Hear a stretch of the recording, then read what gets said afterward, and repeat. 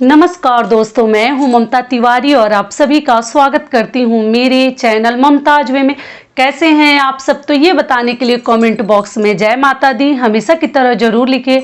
तो चलिए दोस्तों, आज हम इस वीडियो में जानेंगे कि अपने जीवन की 6 महत्वपूर्ण बातें अपने घर की कभी किसी के साथ शेयर ना करें, जो बातें हमारे घर के लिए झगड़े का कारण बन सकती हैं, दुख का कहीं ना कहीं कारण बन सकती हैं। तो वो कौन सी 6 बातें हैं जो हमें कभी किसी के साथ शेयर नहीं करनी है, नहीं तो हम मुसीबत में फंस सकते हैं। तो इसी के ऊपर आज का ये हमारा वीडियो है। तो आप बने रहिए मेरे साथ मेरे चैनल पर। अगर आपको मेरा वीडियो पसंद आता है तो प्लीज़ आप मेरे चैनल को सब्सक्राइब कर दीजिएगा, बेल आइकन को प्रेस कर दीजिएगा, जिससे कि मेरे वीडियो के नए नोटिफिकेशन आप सभी के पास सबसे पहले पहुंचे, और लाइक भी कीजिएगा। तो सबसे महत्वपूर्ण बात क्या है जो हम सभी को ध्यान रखनी चाहिए, वो क्या है कि कभी भी अपने अतीत की गलतियों को किसी के सामने ना आने दें, ना अपने भविष्य में आप क्या करने वाले हैं, भविष्य की रणनीतियों को कभी किसी के सामने ना आने दे। ये भी हमारे जीवन में कहीं ना कहीं दुख का कारण बन जाते हैं, और हम सोचते हैं कि हम सत्य के राह पे चलेंगे तो हम सच्चाई बता देंगे, तो हम इससे जो है ना मतलब हमारे मन में कुछ रह नहीं जाएगा। तो देखिए, सबके जीवन में कुछ न कुछ अतीत में, पास्ट में कुछ बीता रहता है। तो ऐसा नहीं है कि हमें बहुत अधिक बोलते हैं ना सत्यवादी हरिश्चंद्र बन के हर आदमी को बताते चलना है। तो क्या होता है ना अगर हम अपने अतीत की गलतियों को किसी के भी सामने अगर लाते हैं तो हमारे ऊपर एक स्टाम्प लग जाता है, और स्टाम्प लगने से क्या होता है कि बाद में हम सही भी हो जाते हैं, हर चीज़ हमारा सही भी हो जाता है, लेकिन लोगों का जो नज़रिया है ना वो जीवन में कोई नहीं बदल सकता। तो उसी नज़र से आप कितने भी महान व्यक्ति क्यों ना बन जाए, कितना भी कुछ अच्छा कार्य क्यों ना कर ले, लेकिन आपके ऊपर जो एक मोहर लग जाता है ना, एक स्टाम्प लग जाता है, वो कभी कोई उसको हटा नहीं सकता। तो इसीलिए कभी अपनी अतीत की गलतियां जो पास्ट में हो चुकी हैं उसको सामने लाने की जरूरत नहीं है, जब तक कि जरूरत ना पड़े। मान लीजिए जब ऐसी जरूरत ही पड़ जाए, कोई जानना चाह रहा है, कोई पूछना चाह रहा है, तभी बताए। बड़बोला बन के, बड़प्पन दिखा के अपने अतीत की गलतियों को कभी किसी के सामने ना लाएं, जिससे कि आपको अपमानित होना पड़े, और लोग जो है आपके ऊपर एक ऐसा मतलब छाप छोड़ के चला जाता है कि आप जीवन में कुछ भी अच्छा कर ले फिर भी लोगों का भरोसा आपके ऊपर से उड़ जाता है, और लोग उसी नजरिए से आपको देखने लगते हैं। और रणनीतियाँ क्या है कि देखिए, भविष्य में अगर आप कुछ करना चाह रही हैं, कुछ लेना चाह रहे हैं, या कुछ बड़ा सोच रही हैं, या कल से करेंगे या करने वाले हैं, तो अपने भविष्य की रणनीतियों को भी कभी किसी के सामने ना आने दें।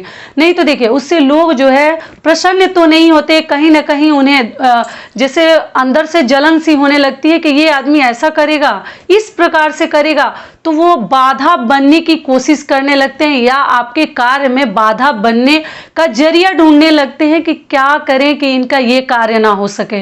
तो इसीलिए आपको जब तक वो कार्य हो नहीं जाता है कभी किसी के सामने ना आने दें। तो यही कहा जाता है, बड़े बुजुर्ग जो कह के गए हैं, बहुत ही महान लोग थे जो ये सब बातें हम खाते थे। देखिए, जो गलतियां छुपी हैं उसे छुपा ही रहने दें, उस गलतियों को सामने ना आने दे। सामने आने से क्या होता है ना, आपकी प्रेस्टीज में कमी आएगी, फिर लोग का नजरिया जो है आपके प्रति मतलब वैसा ही हो जाएगा। आप कितना भी कुछ अच्छा कर लीजिए, लोगों की सोच कभी नहीं बदल सकती। तो ये हो गया हमारा पहला नियम। दूसरा नियम क्या है कि अपनी मजबूरी कभी किसी के सामने ना आने दें।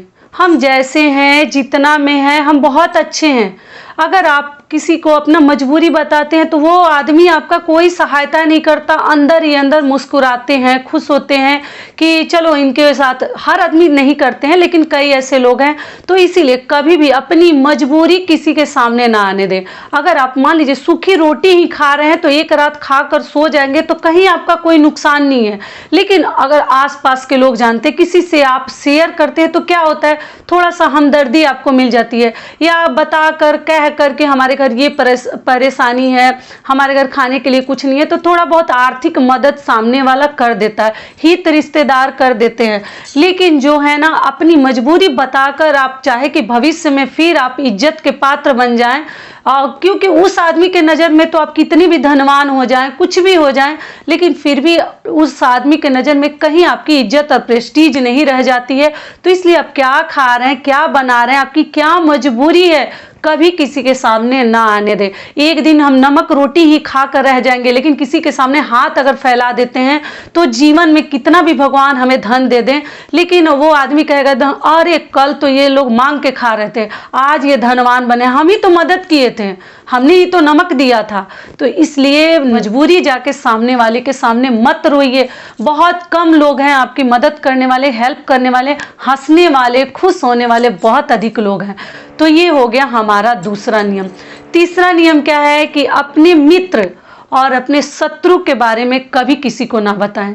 क्यों नहीं बतानी चाहिए कि देखिए, अगर सामने वाला आपके मित्र के बारे में जान जाता है ना, तो जब आपसे उनको परेशानी होगी तो उस मित्र के जरिए ही आपको धोखा दिलवा सकते हैं कि मतलब इनके ऊपर ये आदमी आंख मूंद कर विश्वास करते हैं। कभी कभी ऐसा होता है ना कि जिनके ऊपर हम आंख बंद करके विश्वास करते हैं, कभी किसी के ऊपर पहले तो आंख बंद करके विश्वास नहीं करनी चाहिए, और जिनके ऊपर हम करते हैं ना तो लोग धोखा, उसी से धोखा दिलवा देंगे आपको। तो इसीलिए ऐसा माना जाता है कि अपने मित्र किसी की भी प्रशंसा ना करें कि ये हमारा बहुत खास मित्र है, ये बहुत अच्छे हैं, हर चीज में हमारे लिए खड़े रहते हैं। तो अगर आप ऐसा करते हैं तो सामने वाले लोगों के अंदर की बातें आप नहीं जानते हैं कि वो किस प्रकार से आपको परेशानी में डाल सकते हैं, आपको धोखा दे सकते हैं, और उसी मित्र के जरिए आप मतलब कुछ ऐसा धोखाधड़ी करवा देंगे ना कि फिर जीवन में आपको शांति नहीं मिलेगी।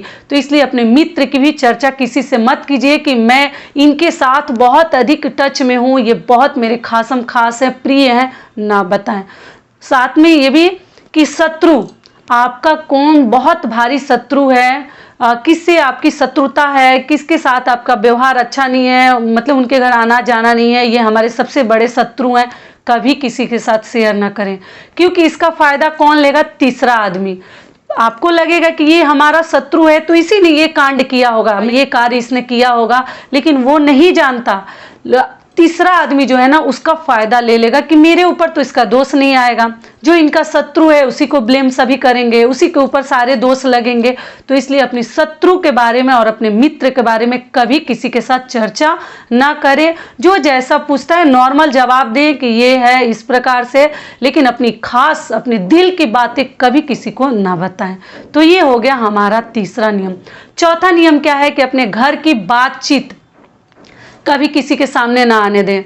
हमारे माँ के साथ हमारा क्या बातचीत हुआ, हमारे पिताजी के साथ क्या हुआ, हमारे बच्चों के साथ, हमारी पत्नी के साथ क्या हुआ, खास पत्नी के साथ कभी किसी से ना बताएं, क्योंकि उससे कुछ फायदा नहीं होता। पड़ोसियों को, रिश्तेदारों को, उससे देखिए कोई आपका कुछ मतलब आके समाधान तो ढूंढता नहीं है, लेकिन मजे भी लोग लेते हैं, और कहीं ना कहीं आपके घर में तीसरे आदमी को ना घुसने का मौका मिल जाता है, और वो लड़ाई जो है समाप्त नहीं होती है, बढ़ते ही चली जाती है। वो उनसे कहते हैं, वो उनसे कहते हैं, वो उनसे कहते हैं, वो मोहल्ले में कहते हैं, तो यहाँ कहाँ शांति है, कहाँ मतलब आपको लग रहा है कि लड़ाई आपके घर की समाप्त हो जाएगी? नहीं होगी। तो इसलिए अपने चार दीवारी की बातें जो हैं अपने चार दीवारी के अंदर ही सुलझाने की कोशिश करें, ना कि आस पड़ोस से जाकर हमें बतानी चाहिए, दुखड़ा रोनी चाहिए। कोई आपका समाधान नहीं ढूंढेगा, करना है समाधान उसका खुद ही, तो क्यों बताना किसी को। पांचवा नियम क्या है कि देखिए, अपनी पेमेंट, अपनी सैलरी, अपनी आमदनी, आप कितना कमाते हैं, क्या कमाते हैं, कितना रखते हैं, कितना बचाते हैं, कैसे खर्च करते हैं, कभी किसी से ना बताएं। अगर अपनी सैलरी और पेमेंट का आप डींगे हाँकेंगे ना, दूसरे को बताएंगे ना, तो क्या इससे होगा कि आज तो लोग सुन लेंगे, लेकिन जब सामने वाले को पैसे की जरूरत पड़ेगी तो किसका चेहरा सामने आएगा? आप ही का चेहरा सामने आएगा। और फिर वो आदमी जो है आपसे आर्थिक मदद के लिए आएगा, आपसे बोलेगा कि मुझे ये चाहिए या मेरी हेल्प करो, मदद करो। अगर आप नहीं कीजिएगा तो फिर उसके नज़र में बुरा बनिएगा, और फिर जो है लोग एक तो नज़र पे भी चढ़ा देते हैं पूरी तरीके से, आदमी स्वस्थ नहीं रहता, कुछ ना कुछ घर में परेशानियां आ जाती हैं, और जो है फिर वो आदमी कहेगा कि देखो इसके पास पैसा रहते हुए भी ये मेरी मदद नहीं कर रहा है, तो सबसे बड़े शत्रु आप बन गए उसके।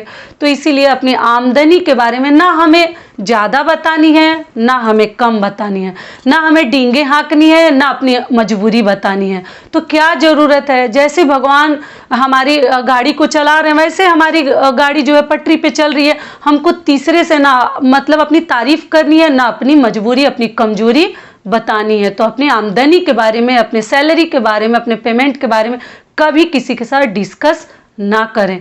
तो ये हो गया हमारा 5वां नियम। और छठा नियम क्या है कि देखिए, आप क्या दान करते हैं, क्या भगवान के लिए खर्च करते हैं, क्या किसी बेटी बहन की शादी में दिए हैं। बहुत सारे लोग शौक से पैसा रुपया भी देते हैं किसी लड़कियों की शादी में, या जो कन्यादान देते हैं तो बहुत कुछ देते हैं। मान लीजिए अगर आपको लड़की नहीं है तो आप किसी की बेटी को लेकर कन्यादान देते हैं, तो आप क्या दिए हैं अपनी बाहबही किसी से ना बताएं।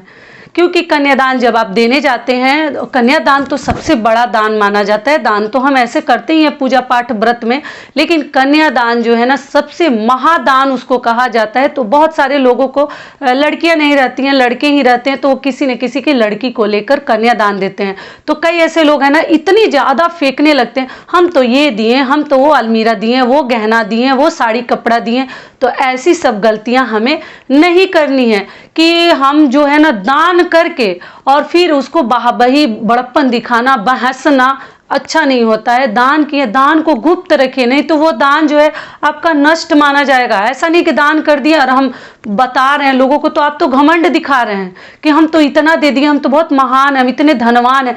ये सब लोगों को मत बताइए। दान कर दिए तो उसको गुप्त रखिए ना कि हाँ हम ये चीज़ दिए हैं। हाँ, आप जान रहे हैं, आपका आत्मा जान रहा है, भगवान देख रहे हैं। दूसरे को बता के हल्ला करके क्या फायदा। तो इसीलिए अगर किसी को दान करते हैं तो गुप्त रखे, उसको हो हल्ला हमें नहीं करनी है। वो आपकी दान जो है नष्ट मानी जाएगी। वो दान में गिनती नहीं होता कि वो आपने दान किया और उसका फल आपको मिले। तो इसलिए दान करके चुप रहने की आदत डालिए, बाहबही में हल्ला मत कीजिए। कर दिए अपने शौक से, अपने श्रद्धा से, अपनी क्षमता के अनुसार, तो दूसरे को ये मत दिखाइए कि अरे हम तो बहुत धनवान हैं, हम तो इतना दान कर दिए हैं, आप तो ये दिए हैं। ऐसे सब लोगों को नीचा ना दिखाएं, खुद को ऊंचा करने के चक्कर में। ठीक है, समझ में आ गया। और अगली और सबसे लास्ट आखिरी चीज क्या है कि अपनी कमजोरी और अपनी ताकत भी किसी को ना बताएं। यहाँ तक कि आपके जो बहुत अधिक हितैषी हैं उनसे भी ना बताएं। क्योंकि क्या होता है ना कि अगर सामने वाला आपकी कमजोरी जान जाता है तो उसी पर वार करेगा। जान जाएगा कि इस चीज से कमजोरी ये चीज है, तो वहीं पे लोग चोट करते हैं, वार करते हैं कि आप टूट जाएं बीच से। तो इसीलिए अपनी कमजोरी कभी किसी को ना बताएं कि इसके बिना तो हम रह ही नहीं सकते, ये कार्य किए बिना तो हम रह ही नहीं सकते। तो अगर कमजोरी बताएंगे तो सामने वाला पक्का फायदा उठाएगा, लिख कर रख लीजिएगा। और अगर अपनी ताकत बता देते हैं कि ये लड़का ना हमारा ताकत है, ये हमारी पत्नी हमारी ताकत है, ये हमारे पिताजी हमारी ताकत है, तो उसका भी लोग नाजायज फायदा उठा लेते हैं। तो उस ताकत को ना मजबूरी बना देंगे, कमजोरी आपकी बना देंगे, फिर आप कहीं के नहीं रह जाते हैं। फिर जहां आपकी ताकत है उसी ताकत के ऊपर लोग चोट करना, घाव करना शुरू करेंगे। फिर आपको दुख होगा, चोट लगेगा, चोट पहुंचेगा। तो इसलिए अपनी मजबूरी, कमजोरी और अपनी ताकत कभी किसी के सामने ना आने दें। तो समझ में आ गई सारी बातें। तो यही हमारे कुल 6 महत्वपूर्ण बातें थे, नियम थे, जो आप लोग गांठ बांध कर रख लीजिएगा। एक बार जब आप लोग आराम से एकांत में जब सोइएगा और सोचिएगा कि ये सब कार्य करके क्या आपको फायदा होगा कि आपको नुकसान होगा, जरूर एक बार मेरी बातों पर गौर कीजिएगा। और एक घर में सुख समृद्धि तो आने ही नहीं देते, और दुख और झगड़ा का सबसे बड़ा कारण माने जाते हैं। तो गलतियां तो हम ही करते हैं और दोष देते हैं किसको? भगवान को, भाग्य को हम दोष देते हैं। तो आज से इन सभी गलतियों को करना आप लोग छोड़ दीजिए। तो आशा करती हूँ, उम्मीद करती हूँ कि इस वीडियो से मेरी बहनों को, मेरे भाइयों को बहुत अधिक लाभ मिलेगा। फिर मिलती हूँ एक नए वीडियो में, तब तक के लिए नमस्कार। स्वस्थ रहिए, सुरक्षित रहिए और जहाँ कहीं भी रहिए खूब खुश रहिए। अगर वीडियो पसंद आता है तो सब्सक्राइब और लाइक जरूर कीजिए।